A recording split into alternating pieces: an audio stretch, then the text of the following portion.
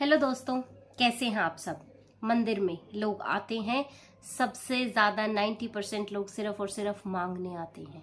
90 भी मैं कम बोल रही हूँ, 95% लोग सिर्फ और सिर्फ कुछ ना कुछ मांगने आते हैं।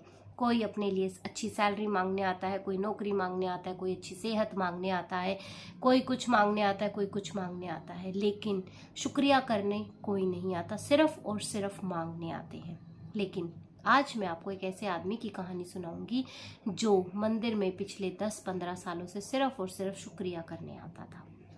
एक आदमी हर रोज सुबह 6 बजे आते ही सबसे पहले मंदिर की घंटी बजाता, हाथ जोड़ के धन्यवाद कहता और बिना प्रसाद लिए वापस चले जाता। ये सिलसिला सालों से चलता आ रहा था।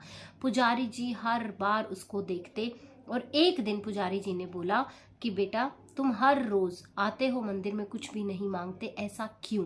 आखिर ऐसा क्यों करते हो? तब उसने कहा कि पुजारी जी, मैं यहाँ पे सिर्फ धन्यवाद देने आता हूँ। एक इंसिडेंट्स ने मेरी ऐसी जिंदगी बदल दी कि उसके बाद अब मुझे कुछ मांगने की जरूरत ही नहीं है। तब पुजारी जी ने पूछा, बेटा ऐसा क्या हुआ, ऐसा क्या इंसिडेंट हुआ तुम्हारी जिंदगी में कि जिसकी वजह से तुम इतना ज्यादा बदल गए कि तुम्हें मांगने की जरूरत नहीं पड़ रही है? तब उस आदमी ने बताया कि पुजारी जी, मैं इसी गांव का रहने वाला एक राघव नाम का इंसान हूँ। मेरा नाम है राघव और मैं यहाँ पर बहुत सालों से रहता हूँ। मेरी आज से 10 साल पहले की अगर मैं आपको बताऊं तो मेरी 5 साल की बेटी बहुत बीमार हो गई थी और हॉस्पिटल में एडमिट थी। तब डॉक्टर्स ने कहा था कि इसका बहुत बड़ा ऑपरेशन होगा और ये ऑपरेशन में इसके 50-50% चांसेस है, सफल भी हो सकता है, विफल भी हो सकता है। तब मैं उस दिन मंदिर में आके बहुत गिड़गिड़ाया, बहुत रोया और मैंने कहा कि भगवान, मेरी बेटी को ठीक कर दो, ये ऑपरेशन किसी भी तरीके से सफल हो जाए, क्योंकि अगर ये ऑपरेशन सफल हो जाता है तो मैं जिंदगी में आपसे कभी कुछ नहीं मांगूंगा। जो भी मेरे पास है मैं हमेशा उसका शुक्रिया अदा करता रहूंगा। अब भगवान ने मेरी सुन ली। अगले दिन ऑपरेशन सफल रहा और तब से लेकर आज तक मैं भगवान को सिर्फ और सिर्फ धन्यवाद कहने आता हूँ।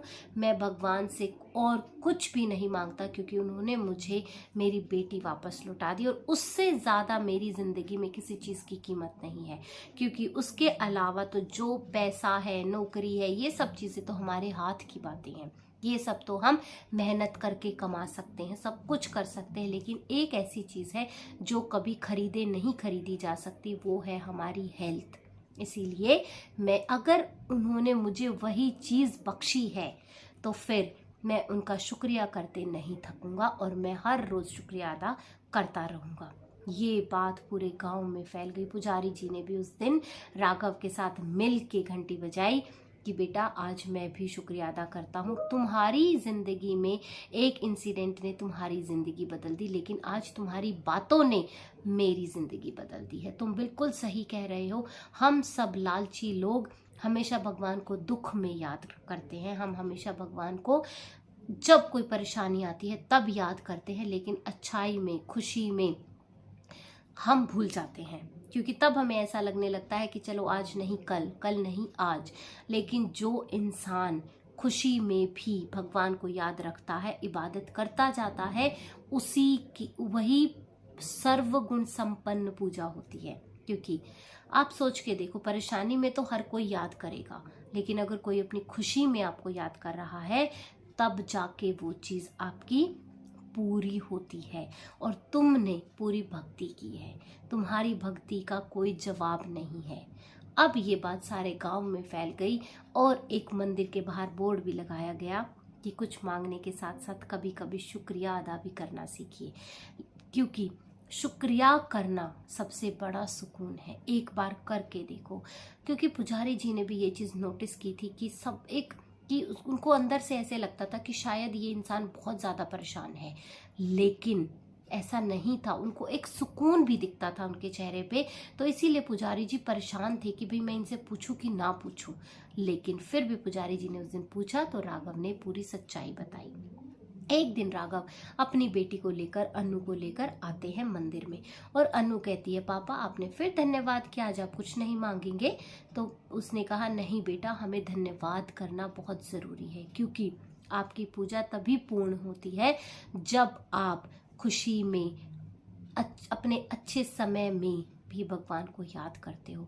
क्योंकि जब आपका बुरा समय चल रहा होता है, परेशानी होती है या आपको कुछ चाहिए होता है, तब तो आप भागे दौड़े बिना, आपके पास चाहे समय है या नहीं है, आप भगवान को याद कर ही लेते हो।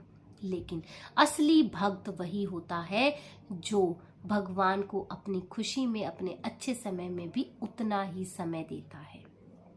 तो उस दिन अनु को भी अपने फादर पे बहुत प्राउड, और उसने कहा, पापा मैं भी आपके साथ आके आज से शुक्रिया अदा करूंगी, क्योंकि मुझे इतने अच्छे पापा मिले हैं, इतने अच्छे दोस्त मिले हैं, तो मैं भी हर चीज का भगवान को आके आपके साथ शुक्रिया अदा करूंगा। क्योंकि अब तो अनु बड़ी हो चुकी थी।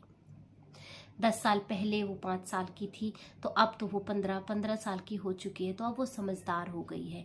तो अब से अनु ने भी अपने पिताजी के साथ आना शुरू कर दिया, और आके वो भी हर रोज भगवान का शुक्रिया अदा करने लगी।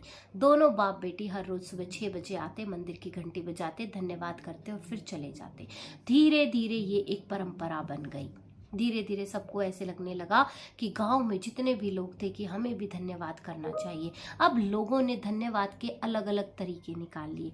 कोई चिट्ठियां लिखने लग गया भगवान को, माँ के नाम, भाई के नाम, मेरी नौकरी अच्छी लग गई है, मेरी सेहत अच्छी हो गई है। बहुत सारी चीज़ों के लिए लोगों ने चिट्ठियां लिखना भी शुरू कर दिया था।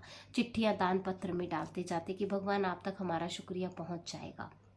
अब बहुत सारे लोग इस कैंपेन से जुड़ गए थे, क्योंकि सबको ये चीज़ समझ आ गई थी कि हाँ, सिर्फ और सिर्फ परेशानी में भगवान को याद करके कुछ नहीं होगा, हमें भगवान को अपने अच्छे समय में भी उतना ही याद करना है, तभी हमारी पूजा सर्वगुण संपन्न होगी। तो दोस्तों, ये चीज़ आप लोगों के लिए भी है कि अगर हम लोग क्या करते हैं, हम लोगों को हमेशा ऐसे लगता रहता है कि अभी भी कुछ कमी है, जो चीज़ हमारे पास नहीं है हम सिर्फ उसके बारे में मांगते रहते हैं। लेकिन हम कभी बैठ के ये नहीं सोचते कि हमारे पास बहुत कुछ ऐसा है जो बहुत लोगों के पास नहीं है, जो लोग उस चीज़ को भी मांगते हैं। तो जो है उसका शुक्रिया अदा भी कभी कभी कर लेना चाहिए, क्योंकि शुक्रिया से बड़ा सुकून कुछ भी नहीं है। एक बार दोस्तों मेरी बात मान के शुक्रिया करना सीखो, और फिर आप देखो कि आपकी ज़िंदगी भी कैसे बदल जाती है और कैसे आपकी ज़िंदगी में सुकून आता है। तो दोस्तों, ये थी हमारी आज की मोटिवेशनल स्टोरी राघव और अनु की, जिन्होंने हमें सिखाया है कि हमें हमेशा सिर्फ और सिर्फ मांगना नहीं चाहिए। कभी कभी जो हमारे पास है तसल्ली से बैठ के सोच के उसका शुक्रिया अदा भी करना चाहिए। ये थी हमारी आज की मोटिवेशनल स्टोरी। अगर आप लोगों को मेरी मोटिवेशनल स्टोरीज पसंद आती हैं तो मेरे चैनल को सब्सक्राइब करो, वीडियोस को लाइक करो और कमेंट में ज़रूर बताना। तो दोस्तों, आज के लिए इतना ही। कल हम फिर मिलेंगे एक नई वीडियो के साथ, एक नए कंटेंट के साथ। तब तक के लिए Radhe Radhe, take care and bye bye.